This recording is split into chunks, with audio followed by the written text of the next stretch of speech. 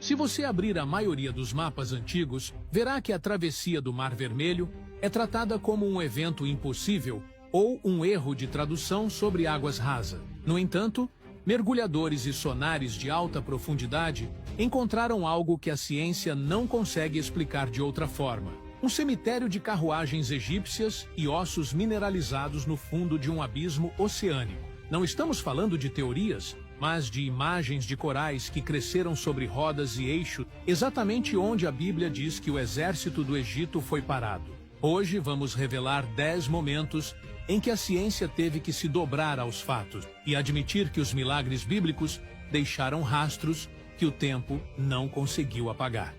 A Bíblia descreve em Gênesis uma estrutura colossal para a Arca de Noé, uma caixa retangular projetada para sobreviver ao fim do mundo. E a pergunta que todos fazem não é como foi construída, mas onde ela foi parar.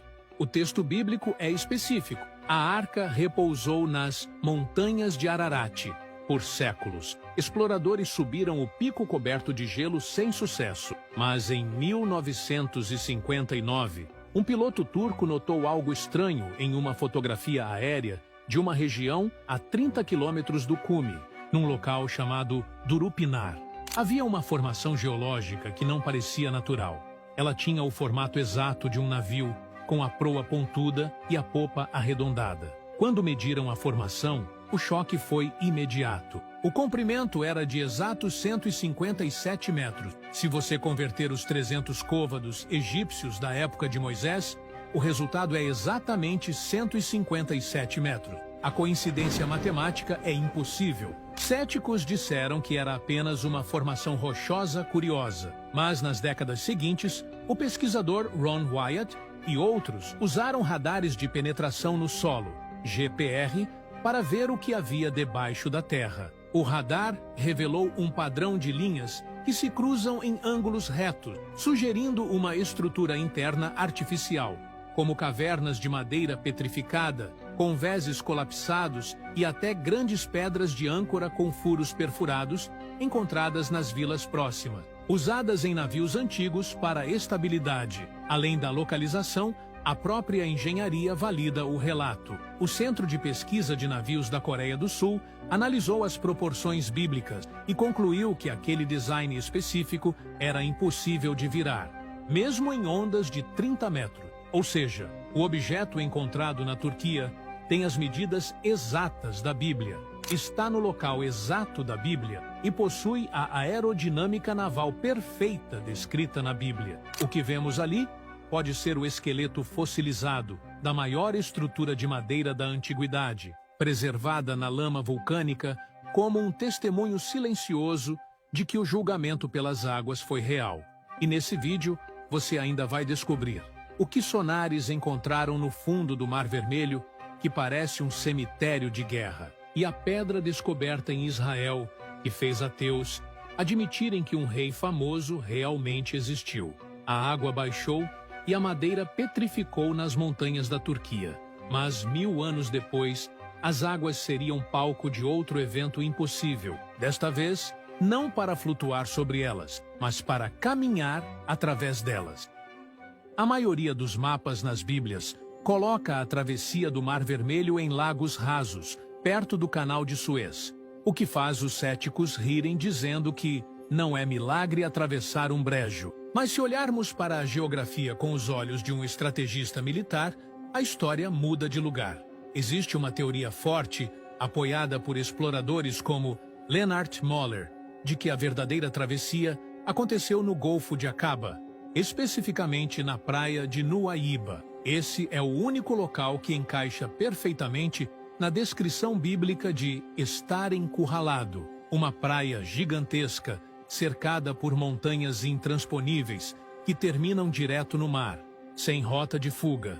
Se você estivesse lá com o exército egípcio vindo atrás, a única saída seria entrar na água. O problema é que o Golfo de Aqaba é uma fenda profunda, atingindo quase 2 quilômetros de profundidade, um abismo onde ninguém sobreviveria caminhando. Mas sonares de profundidade revelaram algo extraordinário exatamente nessa praia, uma ponte de terra natural submersa. É uma faixa elevada no fundo do mar que conecta a costa egípcia à costa da Arábia Saudita, com uma inclinação suave de 6 graus. É como uma estrada larga e segura escondida debaixo d'água, perfeita para a passagem de milhões de pessoas e gado, exatamente no ponto onde a Bíblia diz que eles estavam. Mas a evidência mais chocante não está na geologia, está no que foi deixado para trás. Mergulhadores e expedições que desceram nessa área específica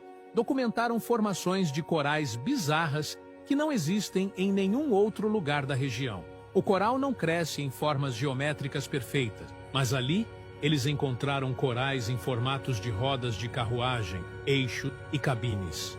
A teoria é fascinante. A madeira e o ferro se desintegraram com os milênios, mas o coral cresceu sobre eles, preservando o formato exato das rodas de 4 e 6 raios usadas na 18ª dinastia egípcia. Além disso, foram encontrados ossos mineralizados de cavalos e humanos misturados aos destroços. Portanto, não estamos falando de um fenômeno de vento em um lago raso. Estamos falando de um cemitério arqueológico de um exército de elite no fundo de um mar profundo, preservado como um molde de coral. A geografia prova o cerco, o sonar prova o caminho e o fundo do mar guarda os restos da perseguição. O mar se abriu para salvar um povo, mas se fechou para esconder a maior máquina de guerra da época. Eles atravessaram e deixaram o Egito para trás, mas agora enfrentavam um inimigo silencioso, a logística impossível do deserto. Como alimentar e organizar uma nação inteira em um lugar estéril? A resposta pode estar em uma simples palavra hebraica, que foi traduzida errada por milhares de anos.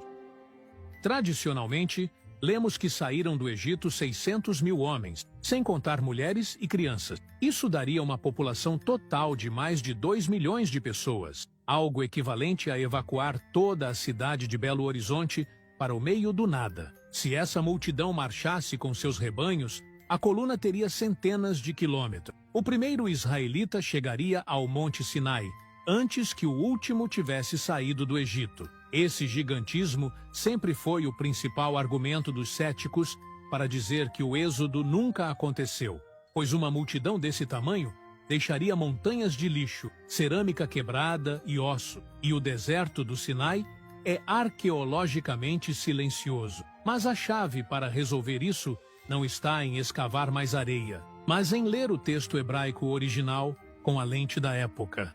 A palavra usada na Bíblia para 1000 é Elef. Em contextos militares ou de censo antigos, Elef raramente significava o numeral matemático 1000.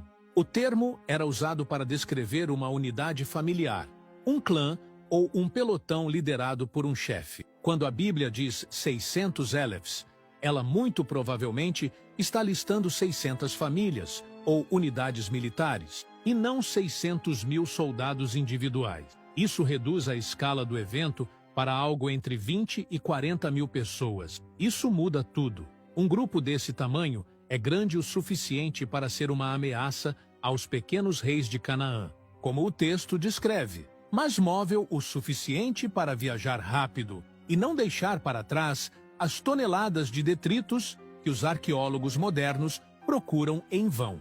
A falta de evidência massiva no deserto é, na verdade, a confirmação de que estamos lendo o número errado. E a prova de que eles estavam lá antes de partir existe. Escavações em Tel el-Daba, no delta do Nilo, identificaram a antiga cidade de Avares. Debaixo das construções egípcias, encontraram uma cidade enorme povoada por semitas, pessoas da mesma origem étnica dos hebreus. O que choca os pesquisadores é que essa população cresceu rápido e depois abandonou a cidade de forma repentina, deixando suas casas para trás, exatamente como descreve a fuga apressada do Êxodo. A arqueologia confirma a presença e a partida. A linguística resolve o problema da multidão invisível. Eles conseguiram fugir e sobreviver ao deserto, mas precisavam de um destino. O relato diz que foram guiados até uma montanha específica para receber a lei. Por século,